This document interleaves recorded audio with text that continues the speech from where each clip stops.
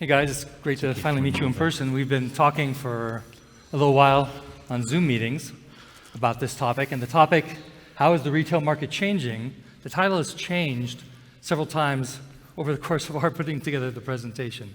At one point it was about trends, and I wanted to bring that up because it's really relative to why we're even having this discussion in front of a group of roasters and mostly, hopefully, producers. Because as coffee entrepreneurs, you need to understand your customer. And there was a discussion when we were part of this thing was a 3-day tour of farms and different agricultural parts of the coffee value chain. And the discussion started over dinner about whether farmers should follow trends, and the overwhelming opinion was no. Not to change your whole business on a trend. But I think it's important, again, to distinguish between a fad and a trend. A fad is something like a flash in the pan, something that's here and then gone. And a trend is sort of like a train that is pulling out of the station, slowly picking up speed until it gets to its destination. And so I would challenge that conclusion of saying don't follow trends. I say, as a business entrepreneur, you need to follow the opportunity strategically and find, if there's a fad that you can successfully work with, that's okay. But trends are going to stick around for a lot longer. So following a trend might be a good idea, but to look at it strategically, look at it as part of what you're doing on your farms, and assess whether it's something that you can or even want to do. So with that, here we are. We're going to talk about some of the aspects of what we deal with, or what the market is, who your customers are, and by defining the sales channels, we'll talk about some of the trends that we're seeing and how those trends can be translated into opportunities for producers, and then we'll open it up for questions.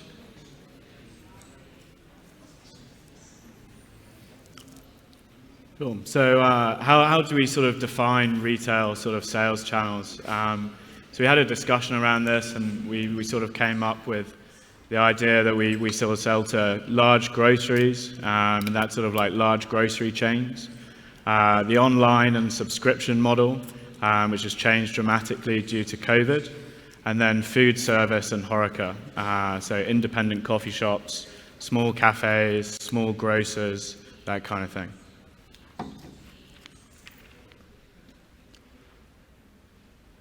Yeah, so that was more on the local business, but everything has been driven from the consumer behavior.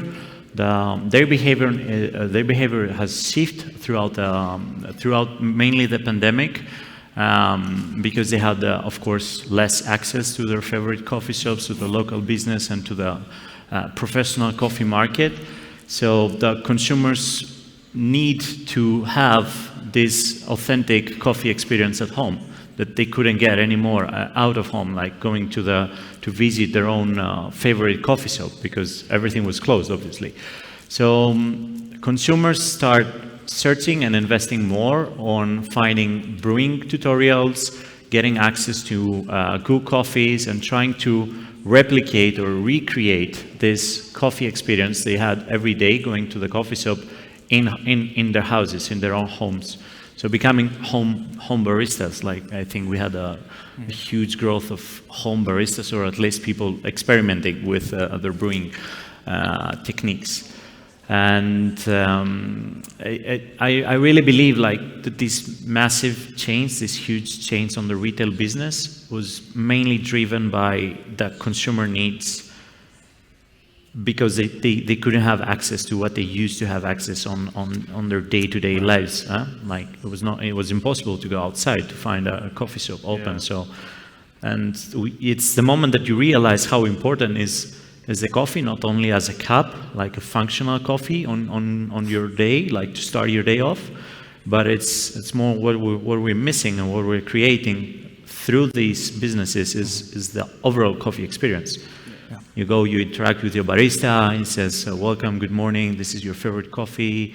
You enjoy, it's, I don't know if you guys have seen this article and this research about the third place. It's the first place is our home, where we have safety and privacy, and the second place is our working environment. It's a more structured social experience. And for every people, the third place is your moment of enjoyment, when you feel like relaxed and comfortable, and it's so I think this was very much related to the coffee shops. So. I agree, and it reminded me of an interesting story when I was driving by one of my cafes with my nephew, and he says, "Uncle Jeffy, why do people go to cafe to get your coffee when they can just make it at home?" And of course, he's not a little kid anymore, but just graduated college. But the thought is exactly because what am I selling, or what are all the cafes, what are your customers selling, is not just your coffee, but the coffee experience. And so anything that a producer can do, or that communications with their roaster or exporter or importer, to help differentiate them and create a richer experience for the consumer, is going to bring value, added value to producers as well as to the cafes. Yeah, it could be 5 minutes. It could be 5 minutes in the morning, but it's still very valuable for the consumers. I think what we found really interesting was coffee shops in London had to close for a period of time, and so that drove people to make coffee at home.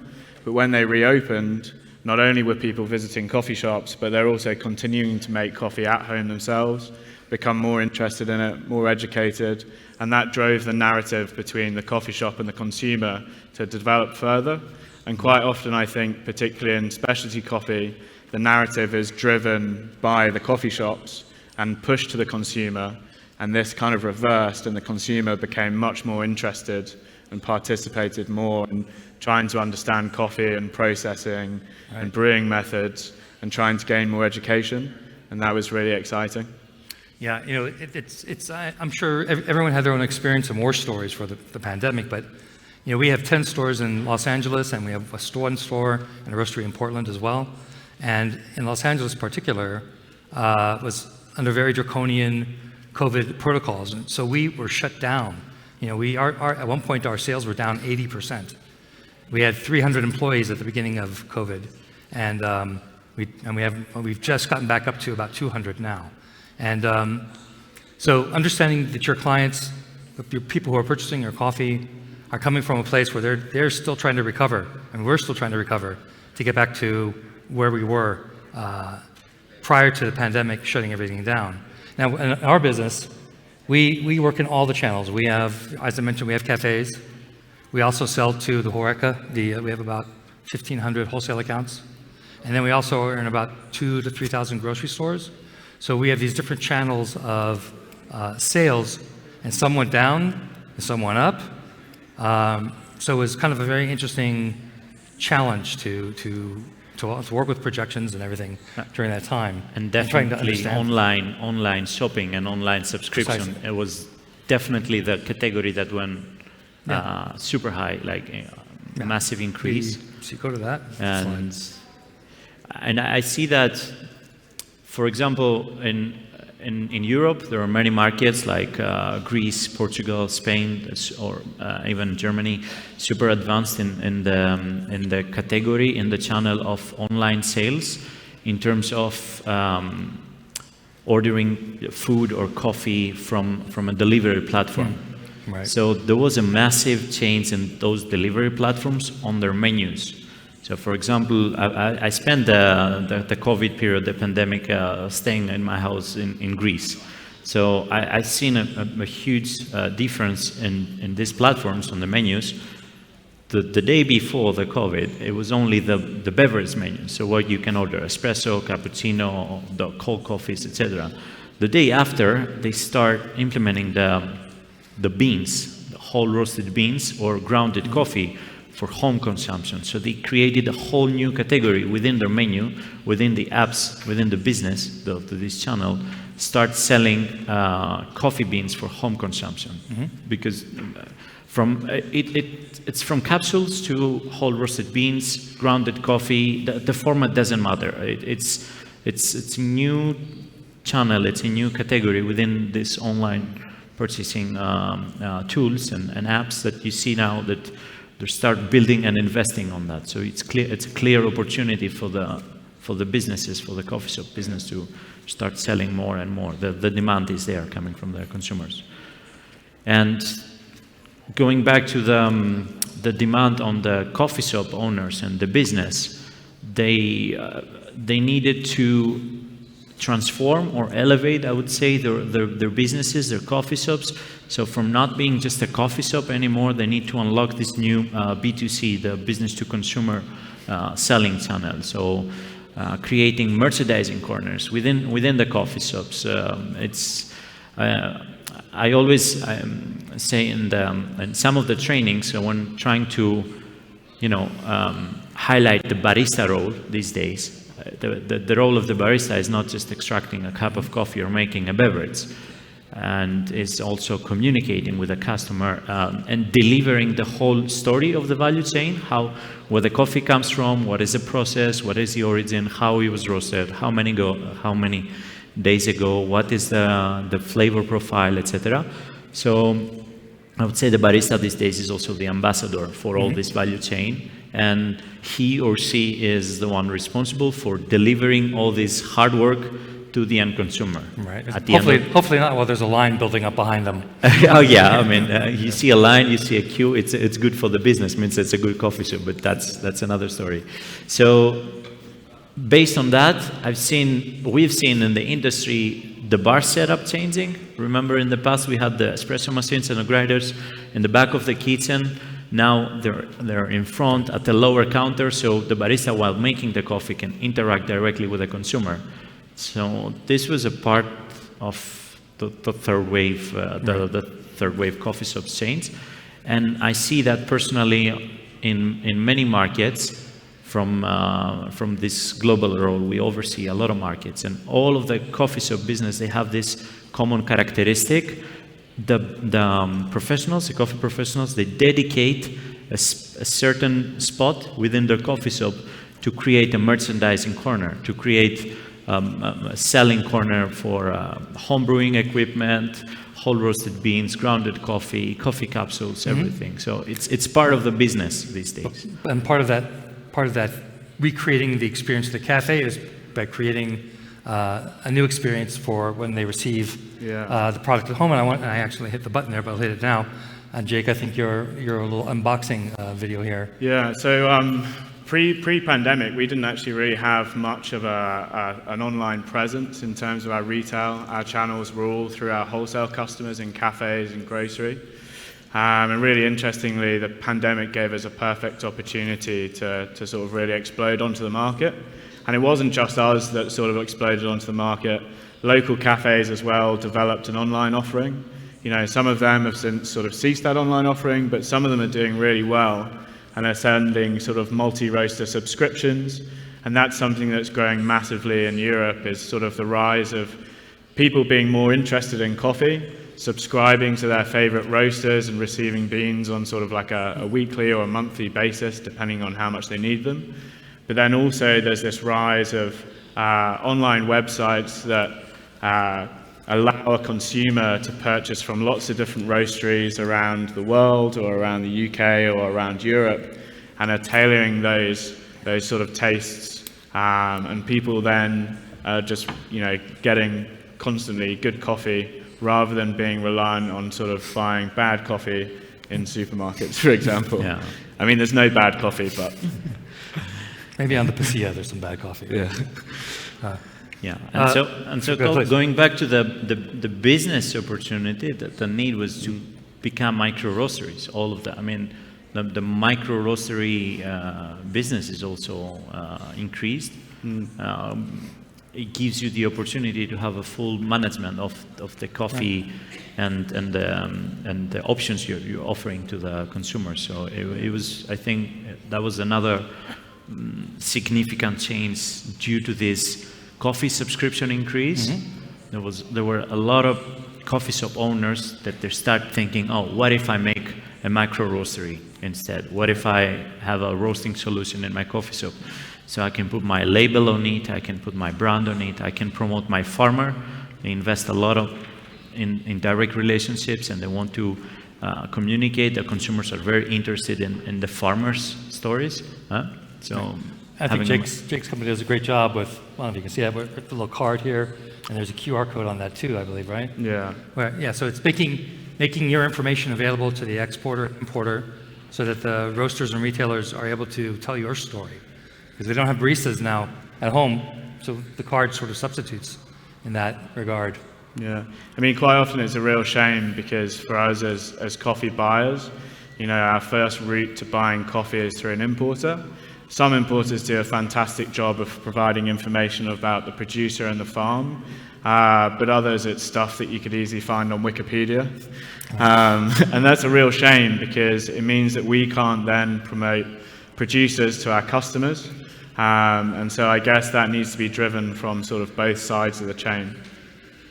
Yeah, there's a really great book I read called Differentiate or Die.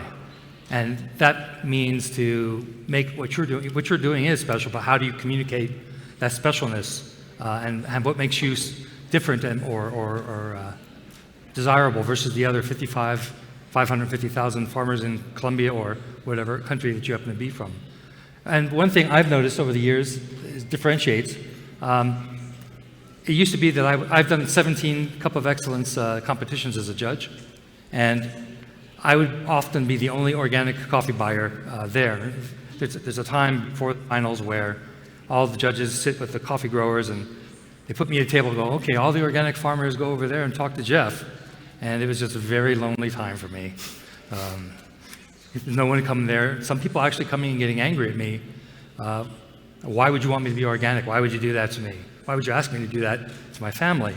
And that's a whole nother presentation that I won't, maybe next year I'll do that.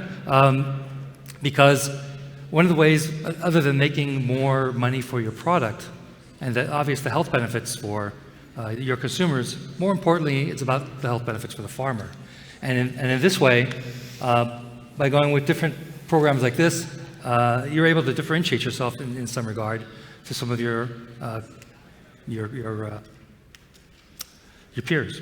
It's differentiation, as you said, and it's all the values that these certifications are covering in terms of the farming level, but it's also very important towards the consumers because having a certification on your products means it's the message that is delivered is that this coffee is ethical, it makes good for the planet, it can provide a good livelihood for the farmers depending on the certification, but the point is that all the consumers not necessarily mean if they see any of these logos exactly what's behind, what is this certification, but it's as a message is very important to them because they feel more responsible and ethical sourcing or buying a coffee from the shelf that it has certifications. And we see that need from small to big companies. A recent example is Nespresso. Nespresso is a big company sourcing coffee from many different origins and supporting a lot of farmers on the field. And even though, like, you can imagine the complexity behind and the investment of getting such a certification, it was so important. And I think it's the first company at such scale getting the B corporate certification. So it's very important for the overall coffee business, not just for a local coffee shop or a coffee roaster or a green coffee buyer too. So it's very important to invest. Exactly. Certification is about accountability. Exactly. Also. So whether it's the social equity or your agronomical practices, how you're treating the environment, it's about accountability. And it's good to be accountable. It keeps you honest. Yeah, I think that demand is also being heavily driven by the consumer. So whereas before people were quite happy to make a purchasing decision based on simply convenience or need, the pandemic kind of slowed things down and gave people time to think, reevaluate, and we're definitely seeing the consumer question their purchasing decision. Is my decision having a positive impact on the environment? Does it have a positive fiscal impact on the people producing that product? And that's not just throughout coffee, it's throughout all industries. Yeah. One of these opportunities, this is what this kind of all led up to, is how you can brand yourself as a farmer. You see me there with Don Rigo. I even wore the same clothes so he would recognize me in case he forgot. But But not just big farmers, but small and medium farmers now have almost equal opportunity to, well, certainly equal access to the internet and to promoting themselves. Here, I met him when he won the Coffee of the Year for Specialty Coffee Association, and then we were on a trip. When was that, Jeff? 2014, 15. We met him on a trip, and then he asked if he could have a presentation in one of my cafes, and I said yes. Even though his coffee isn't certified organic, he has lots of sustainable practices that he incorporates and has excellent coffee. So we're happy to host him. And here is an example of a very small farmer. So Rodrigo, you said, has several hundred hectares. Yeah, at least. Yeah. Julia has like 3 hectares, and she produces, I think, 60 sacks. But she has a very finished. I guess her daughter is very good with the internet and Adobe. Hola, me llamo Julia Ortega y soy de la Sierra Norte de Puebla, México. Desde hace 10 años me dedico a la producción de café orgánico. Sin embargo, buscando ser más sostenible, comencé a trabajar en carbono neutral con el fin de reducir más las emisiones de CO2 durante toda la vida del cultivo y su proceso de transformación. El CO2 es uno de los principales gases del calentamiento global. Producir de esta manera me ha permitido respetar el suelo, el aire, el agua y la biodiversidad. Pero lo más importante es poder demostrar que un café que cuida el ambiente tiene una calidad en taza excepcional. Café Finca Los Pinos es un café saludable, sustentable y de calidad. De esta manera contribuimos con acciones en concreto para mitigar el cambio climático. Mi sueño es que este modelo de agricultura sostenible se pueda replicar cada día más y más con productores de café, para que mejoren su calidad de vida en lo económico, social y, por supuesto, nuestro planeta Tierra. Arriba el café mexicano. And Julia is the only carbon neutral certified farm in Mexico. And she's a tiny farmer, and her goal is to start an academy to help other farmers understand the importance of carbon neutral and organic growing. And that's something that we're going to support her in. So when you are able to meet a producer meeting a buyer or even a roaster here, make that connection, keep that connection, because there's so many partnerships that can occur as a result of that meeting. You know, us helping to help her put together this academy, because carbon neutral is important. We're all. And how many of the producers here are seeing effects of climate change on your production, right? Harvests being pushed later, more or less rain in different areas. Where I come from in Southern California, it's always been a desert, but now we're having temperatures of 100. I don't know the Celsius. 105 to 107 degrees,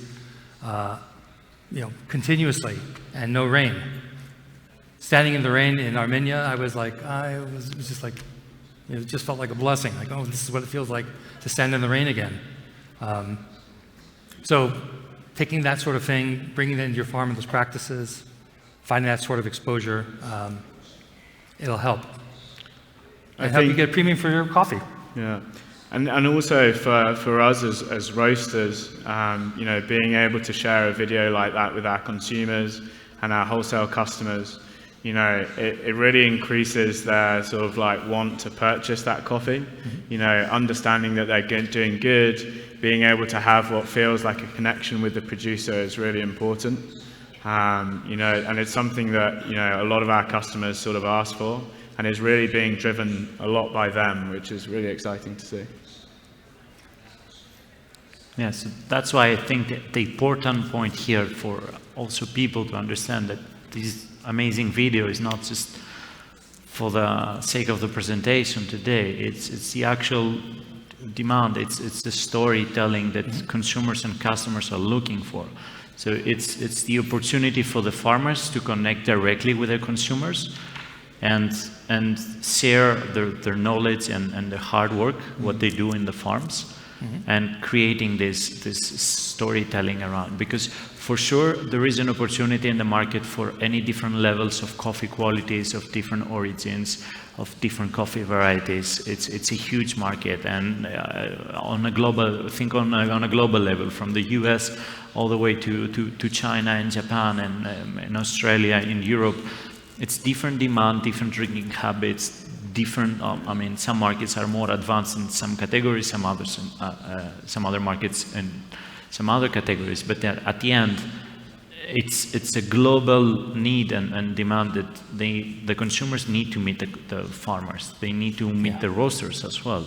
They need to know where the coffee comes from, and they need to have a full story around the product or the cup of coffee that they're drinking. They're not just looking for a price, a lower price on a cup of coffee or a specific profile. I mean, the competition and the options you have on the market are thousands on each and every market. So I think it's a clear opportunity for farmers to connect, and I see this benefit from being on the community as part of the community as a barista this last few days, or representing a company and being able to meet with the farms. I mean, this interaction we had the last couple of days in the farm experience was amazing, not only from a coffee quality perspective. Of course, we cupped some great, amazing cup of coffees, but we were able to connect and interact directly with the farmers, and we can bring the value and see that what we can extract from them on a good sense, like on making it a selling story, and but also giving them the input and the insights from the industry, the market, or the customers and consumers. So it's amazing, because it shouldn't, those stories stay in the farm. Everything should be transparent and delivered to the end consumer. So I think that's a big opportunity, and through the increase of the retail market and of the retail channel, this is an even better opportunity that this story goes directly to the consumers, and it doesn't stop to the coffee shop owners or to the baristas, right? So it's very important. I think we're in a very privileged position to be able to come to Origin and to be able to meet producers and have that narrative. But we live in a very connected world now, and I think just the ability to be able to, speak online with a producer is really, really important. And be able to tell that story not just through meeting in a physical way, but also digitally. And everyone is much more connected now, and was forced to be much more connected globally due to having to stay at home due to the pandemic. And I think that, for me, presents quite an exciting opportunity to just be more connected on a global level between the consumer and the producer and everyone along the sort of supply chain. So I'm going to point out that how to meet buyers, how to meet roasters. Typically, I go to a lot of, as I say, Cup of Excellence, because I feel it's a very efficient way to meet a lot of people and to expose them to my ideas and to learn their ideas and what they want. That way, like we met Julia through the Cup of Excellence. She was in the top 20, and I liked her coffee better than the top 5, and so we bought it, and we were discussing projects. On another Origin trip down here, with partner. Let me just talk about partnerships, because partnerships not just between farmers and roasters, but the importers and exporters with the growers and the farmers and the toasters. When I was down here, I worked with a group called RGC, and they helped put together a program for me and for a group in Valle de Caco, from a group called AMBUC. We put together a rotating credit fund for the group to help them. We're helping to finance people to transition from conventional to organic farmers. We're doing Angela, who's teaching social equity and gender equity. And these sort of things take teamwork. It's not one person asking, another giving. It's from both sides, contributing to the project and making the goal happen. And that's what frankly, that's what's beautiful about the coffee industry. I mean, I don't hear people who buy bananas having these sort of relationships with their growers. So finding the right partners, both as an exporter, an importer, and a roaster, is, I think, paramount to bringing a higher price for your coffee. And on the other side of that, not just a higher price, we're paying, I think $9 US, $9.50 US per kilo for her coffee this year. And that ties in with the last piece, which is pricing without regard to C market, right? Producing a high quality coffee that can be appreciated by anyone is going to command a higher price. And with the work she does, I believe it's well worth it. And I think if you can create a brand as a producer that connects with a consumer on the other side of the world, then naturally you can drive a much higher price that's not linked to the C market price. yeah.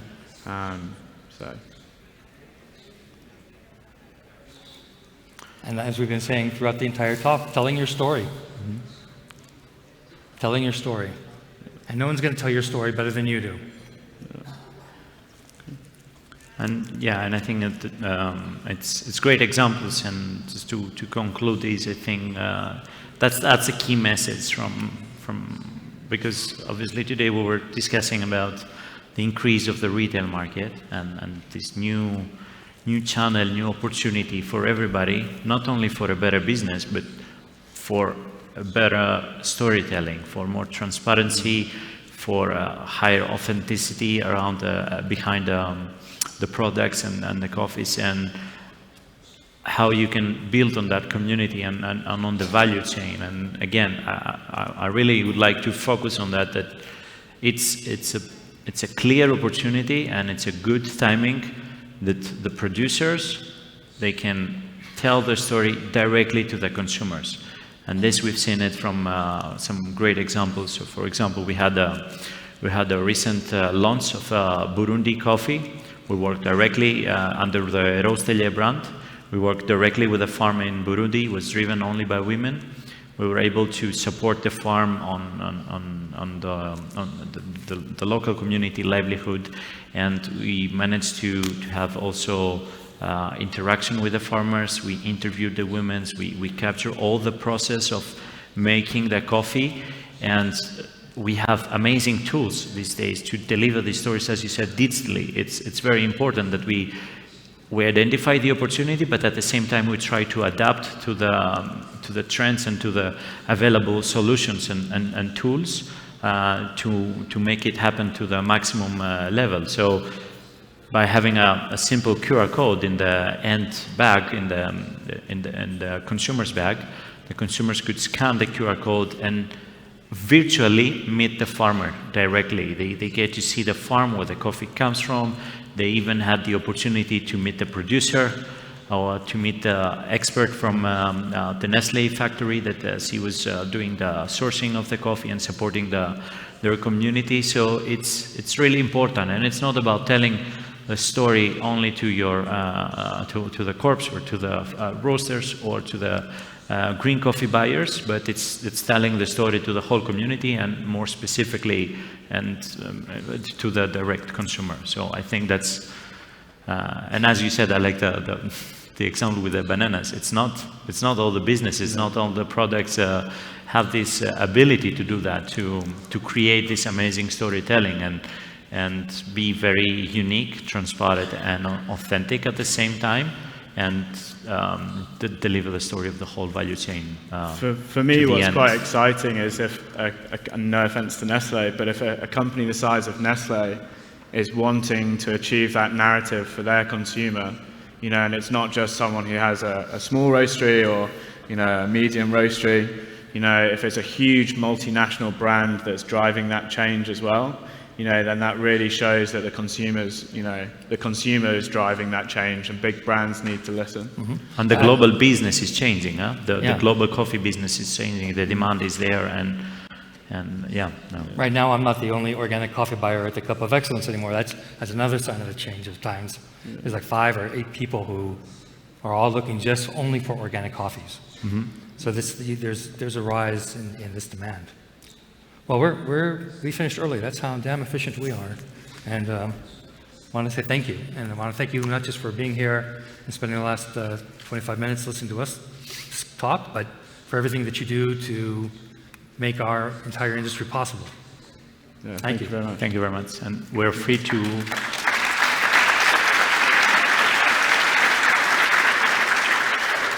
So now we're going to open the floor to questions. I'm not sure how you guys want to handle that, who's got the microphones or whatever, but we're available for any questions you might have about what we just said or anything else for that matter. There is a question over there. Yeah. Signor.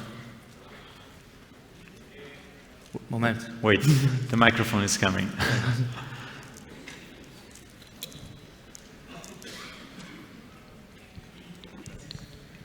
You talk about the transition of conventional to organic.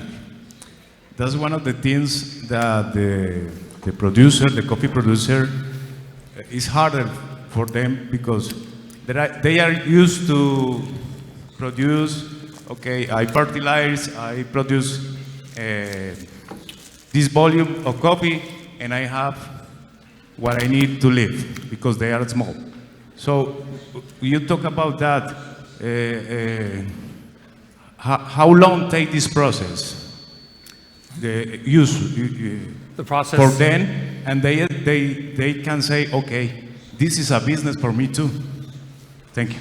Yeah, it takes about 3 years to transition, and if being organic actually isn't just enough. I mean, bringing in the proper sustainable practices into your transition also is important. Like I believe, I'm looking at you because you probably have the data, but I recall one of the farmers saying on her 2 hectares that she produces 32 bags a hectare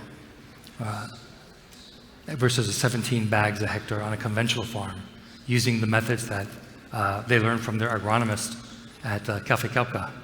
So it's not just transitioning to organic and not using pesticides, it's using the right sort of inputs as well as the right sort of practices, not just to become organic, but to increase your yield. I mean, no one has a business to not make money, right? And what's more important is ensuring that the next generation, your children, don't want to move necessarily to the city only, but to continue the tradition, making sure that we have people who can farm coffee and are making a good living, as good or better than they can in the city. That should be the goal of every roaster, is to make sure that the people that they're buying from are getting paid in a way that makes it worth their time to do it. And that they can afford to pay their people, their workers, properly and make sure that they've got the sort of benefits that can be available. So I think of, when I say organic, I always think that has to include sustainable and in a holistic solution about how workers are treated as well.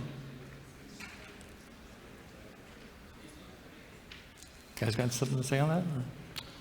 Okay, all right. I'm not going to tell you it's easy, but it's a 3-year process, and if you find the right partner, one of the microloans that one of the purposes of the microloan fund is to help sustain the farmers during that transition in case there is a loss of yield, right? And it's a very, very low interest rate, and they pay it back over time. We've had 100% payback, I believe. Yeah. So I'm not saying go out there and do it right away. So you need to find the right partners that help you. But I think at the end of the day, it's just a great value. It's great added value to the final product, right? So it's a great example of investment and return investment on what you do on the farm. So it's not just the certification. Right. It makes the product look better as well. Anyone else? Senor. Do you think the changes in consumer behavior are here to stay, or will we kind of go back to the way it used to be? Is it a fad or is it a trend? I think is your question. I think it's a trend. I think it's going to go and get stronger because as climate change occurs, there's more and more awareness, more and more fear and concern amongst consumers that their consuming habits are driving this negative change to our planet. And they don't know what to do necessarily. And they may not be able to do anything other than supporting people who are doing something. And the people who are doing things are the people who are changing their practices at the finca level and the industrial level as well, supporting to reduce emissions, carbon emissions, and make sure that our planet is habitable for our children and grandchildren. I think we towards the end of the pandemic, when we opened all our coffee shops up, we were sort of conscious of the idea that, you know, maybe everyone would just return to buying coffee in a coffee shop rather than continuing to buy coffee for home. But actually, we didn't see much of a drop at all.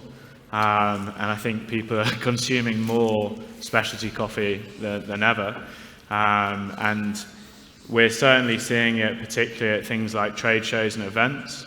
The consumer demographic is much, much broader now than it ever has been, particularly in the UK. You know, specialty coffee used to be something that only sort of like young people, sort of hipsters and things were interested in.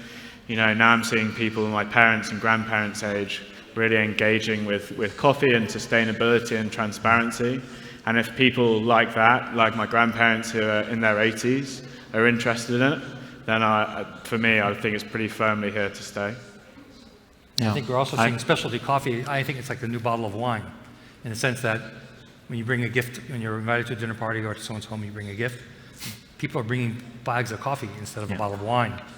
Yeah, and having a gift of high quality specialty coffee or a good quality coffee, it's considered. I also believe it's not a trend. I believe it will stay. When it comes to coffee subscriptions and when it comes to the consumers changing behavior of buying and looking for a better quality coffee in many sense. So a better quality coffee for people could be a freshly roasted coffee.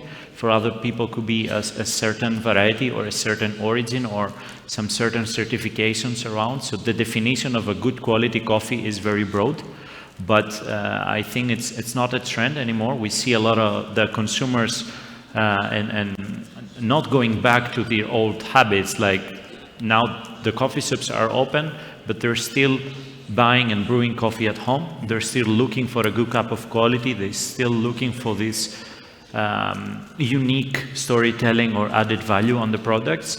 So when it comes to this trend, I think this behavior change, I think it's gonna stay, and it will impact a lot the future of what types of coffees we're producing, what types of coffee we're looking for from a business perspective, from a company perspective, or from a roaster's perspective. So people will look even more and more for a differentiation point, I would say. I don't want to focus on specifically qualities or certifications or origins, but a unique differentiation point and authenticity behind a product. I think it's here to stay because consumers now are even more educated. They were before, but they mainly got their education from interacting with the baristas or with the roasters in their local neighborhood businesses. But now consumers are more and more educated. So the more educated they are, the higher the demand and the needs for a good quality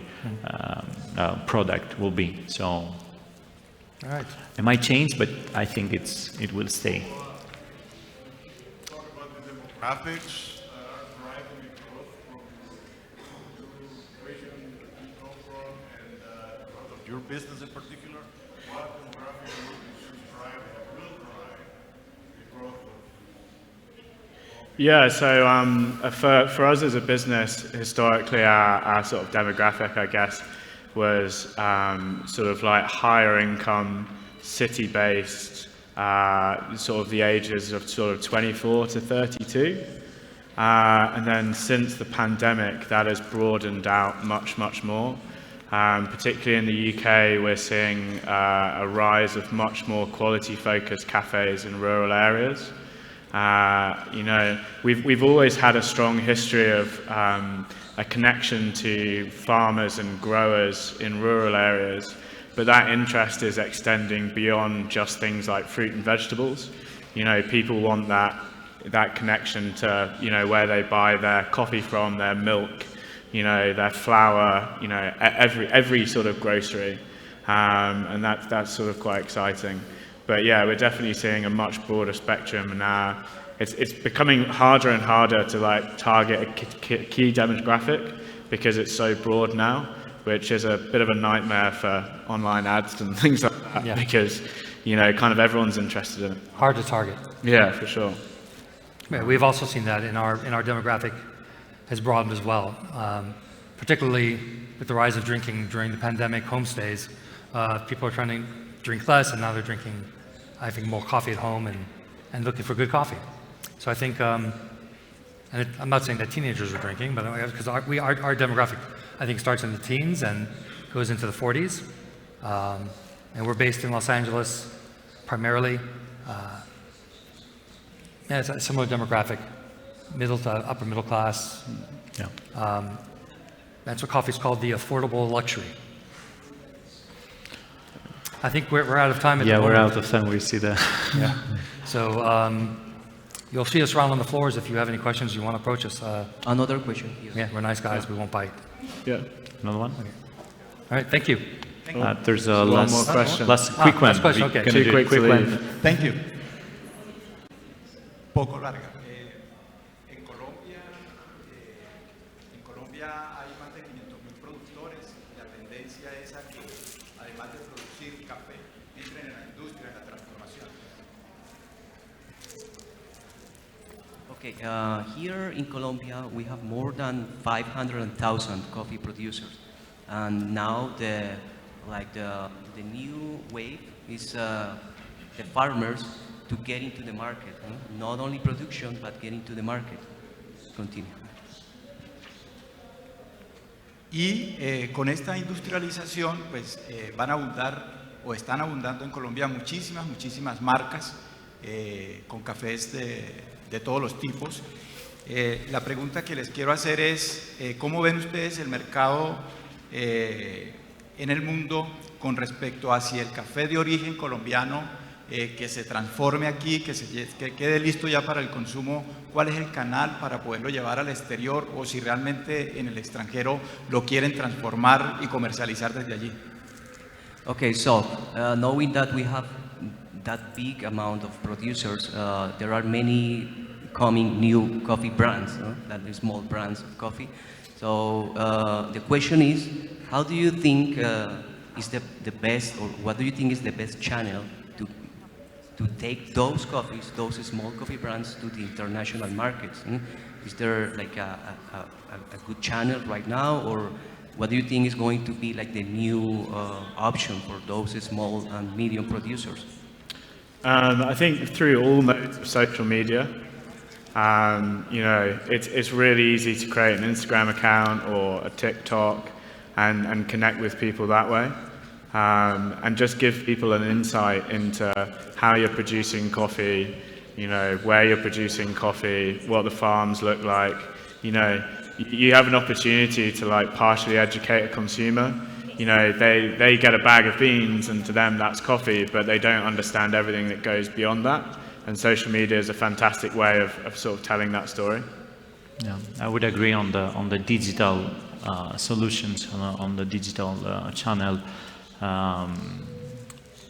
selling the products, or working with roasters or companies that they are very strong or well advanced on selling on digital platforms the products directly to the consumers. I see it very well established as well. Muchas gracias. Yeah. Thank you very much. Thank you very much. We can